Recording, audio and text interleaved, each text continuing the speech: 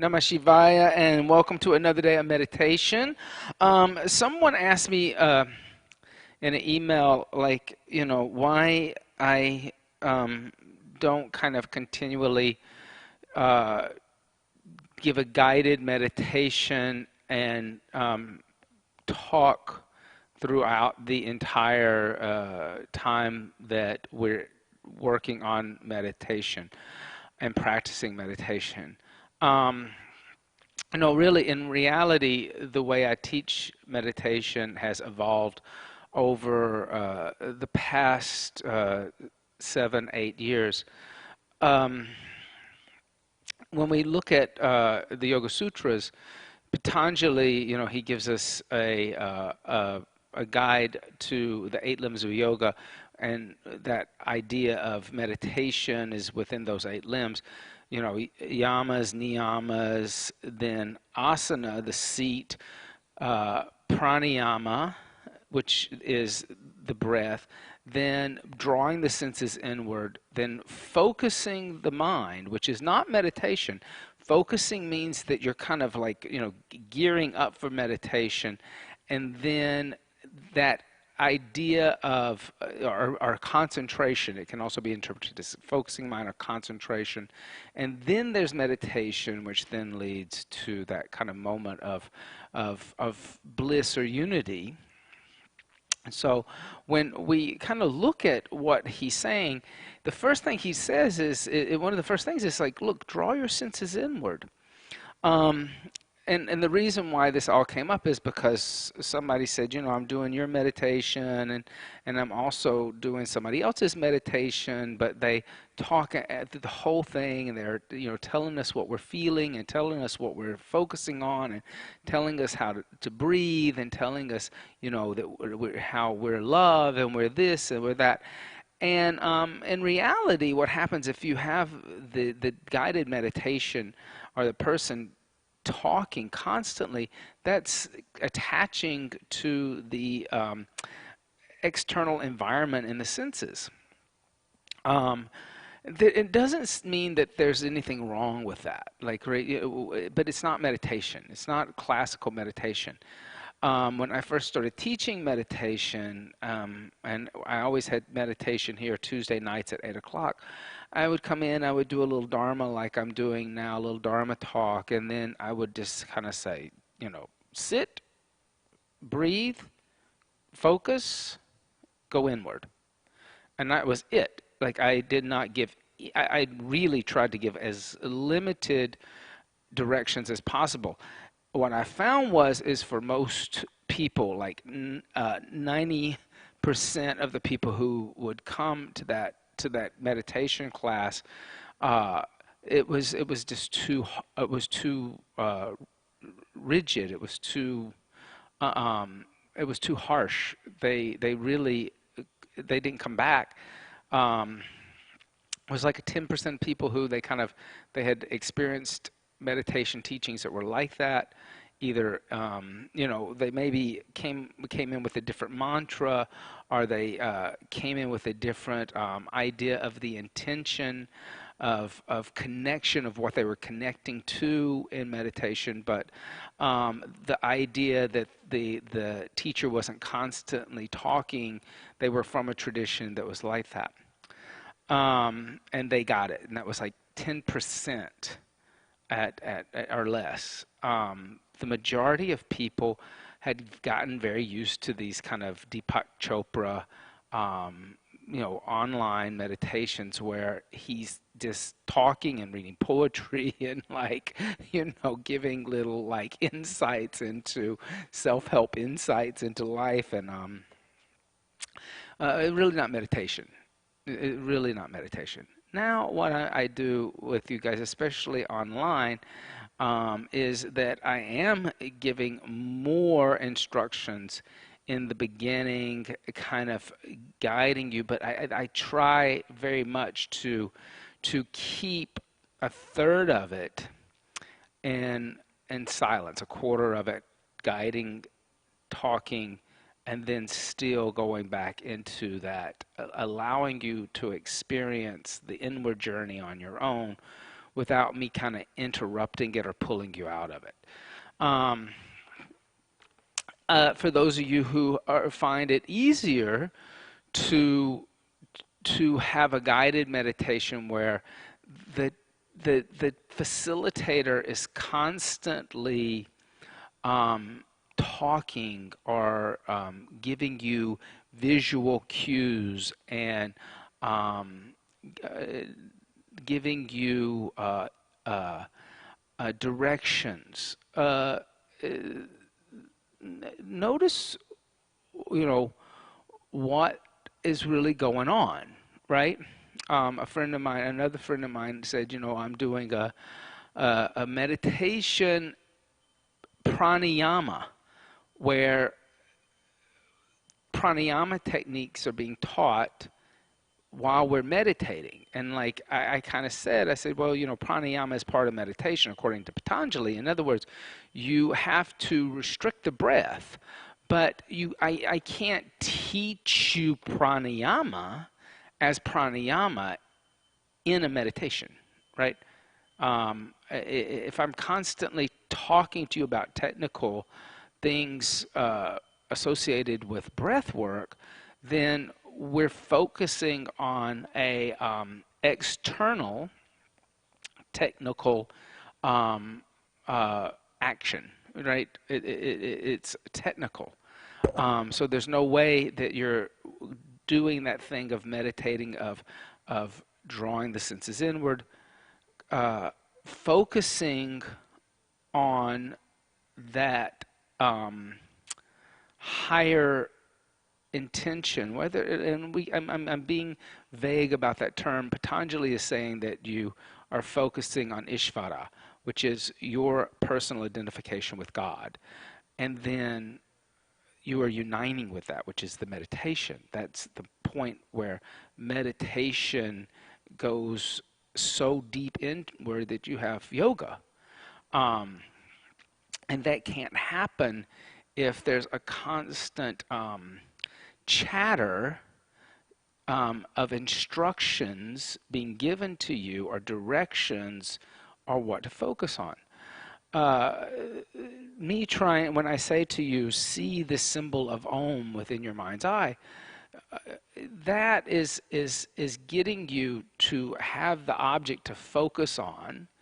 But I'm being broad about it, right? I'm not saying see, Christ. I'm not saying see Krishna. I'm not saying see Shiva. I'm not saying see, whatever form of God. I mean, because I would be listing off names and identifications and the Ishvaras of that deity all day. So I say, focus on this symbol of Om, which is an abstract representation, a vibrational representation of that Ishvara. And then I try to leave you time to journey with it, to make an inward journey. So when you're listening to somebody who's giving you guided meditations, one of the things that I read recently that was very interesting was somebody was pointing out that a constant guiding meditation is a form of hypnosis. It's planting suggestions into the mind. Know that like, that constant getting you to visualize and constant to getting you to feel a certain way is a subtle discipline of hypnosis. And it may work for you for a little while, but at some point when we talk about meditation, that has to be a personal journey. It can't be something that I give you. And it's probably the hardest journey because you're sitting with yourself, and it's only you and the self. So it's beyond words that I can put into your imagination. Um, that being said, we'll take that time, we'll set up for the meditation. So, setting up, connecting to your seat, ground down, and lift the energy up through the torso. And close your eyes and bring your gaze slightly upward and inward. So you're looking right at that space in between the eyebrows internally. And draw your senses inward. You'll listen to me for a little while. The sense of hearing will be the last thing to be drawn in, but taste, sight, touch, smell, allow them to come in. Also, that the mind starts to come in, right? The mind starts to come in. We have five senses, but like a tortoise has, 4 legs, 1 tail, but he's got a head. That head is the mind that operates the senses that has to be drawn in also into the shell. So bring the senses inward. Begin to bring them inward. And focus on the breath. And allow the breath to smooth out. Let it even out. Notice how, like, when you allow the breath to even out, and there becomes a conscious effort to make the breath even inhales and exhales and smooth and elongate them, the mind automatically becomes calm. You become calmer. So inhale 2, 3, 4, 5, 6, 7, 8. Exhale 2, 3, 4, 5, 6, 7, 8. Inhale deeply.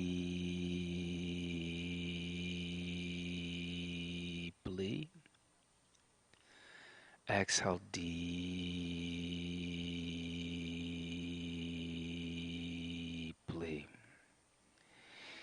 Inhale deeply.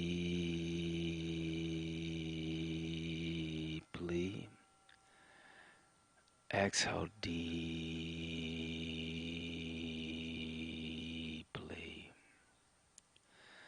As you inhale, hear the sound of Om within yourself, that vibrational sound of divinity.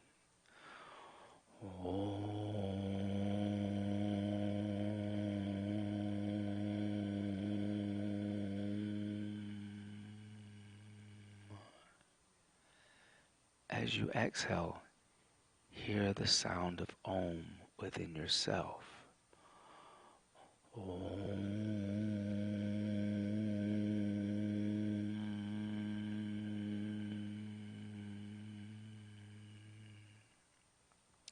Inhale the sound of Om.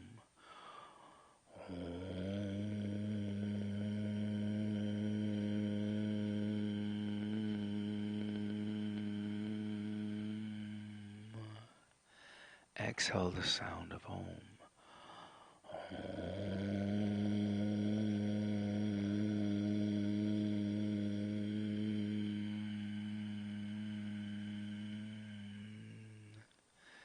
As you inhale the sound of Om, see the symbol of Om in the mind's eye.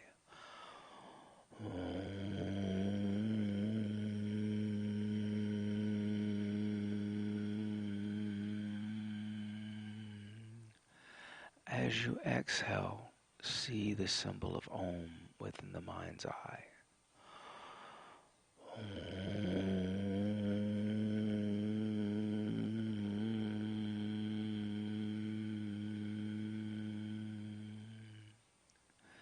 As you inhale, see the symbol of Om within the mind's eye as you hear the symbol, a sound of Om within the body. Om.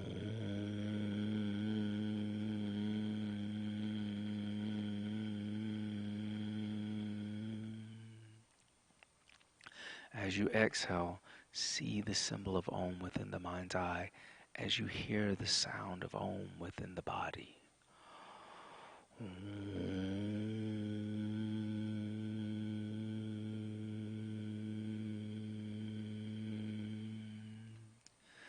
Continue to deeply inhale, matching that sound of Om.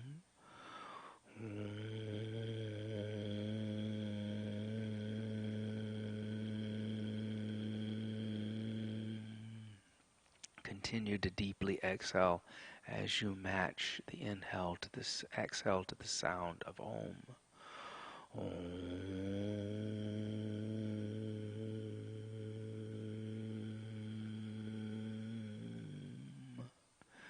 Continue deep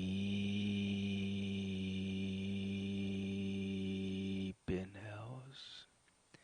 Continue deep exhales. Continue this on your own, feeling comfortable with yourself, connecting to the self.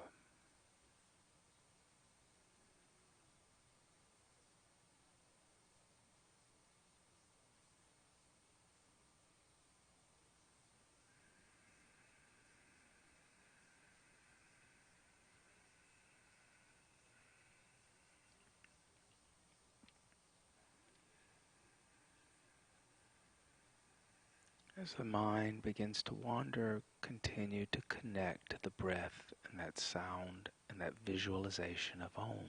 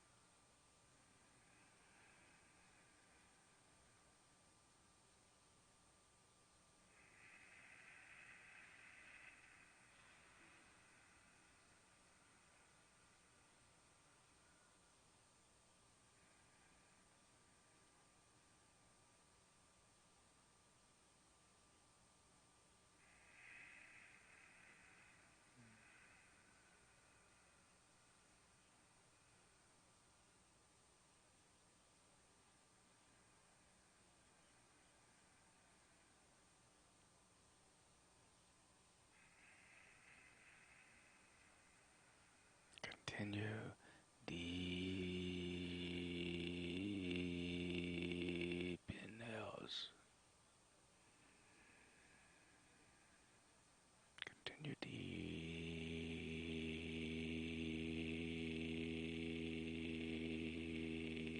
exhales.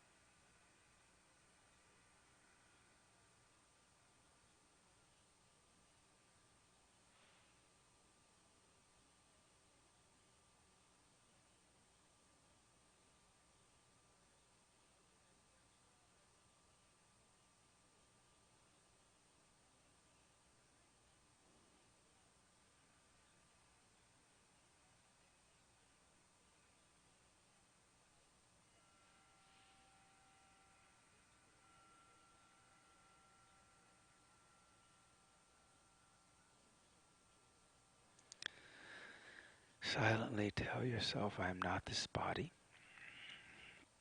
Silently tell yourself, I am not this mind. Silently tell yourself, I am not these thoughts. Silently tell yourself, I am not these emotions. Tell yourself you are Swayambakashit, self-illuminating, infinity, eternal and everlasting. Inhale for the sound of Om.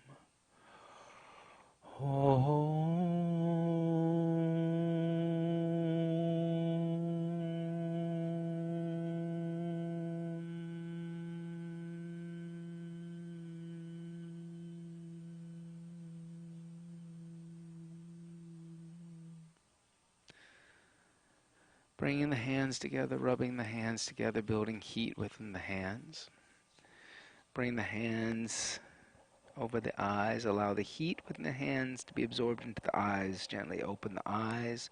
Bring the hands across the forehead, the top of the head, the back of the head. Bringing the hands together in prayer. Bringing the forehead to touch the thumbs. Bowing down to the teachers and the teachings from the past, the present, and all those that we have had gratitude toward by giving us these teachings. Om Bolo Sadguru Bhagavan Ki Jai. So that idea of that moment of silence is and that you're not being constantly led verbally is also an affirmation of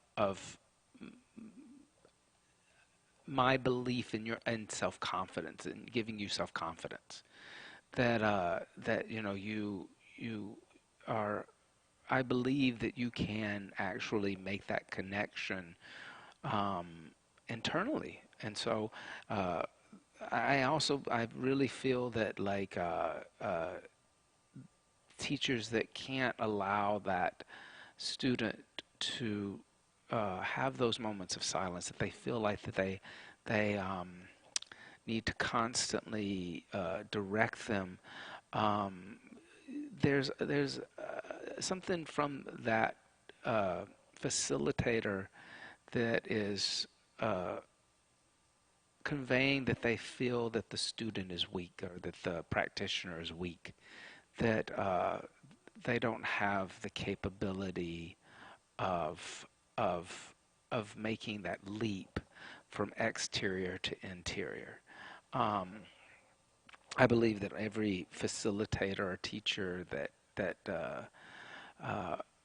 teaches the tradition of yoga, you have to have that belief that the practitioner can make that transition, and you have to let go of them. You have to let them, go into the deep end of the pool, so to speak.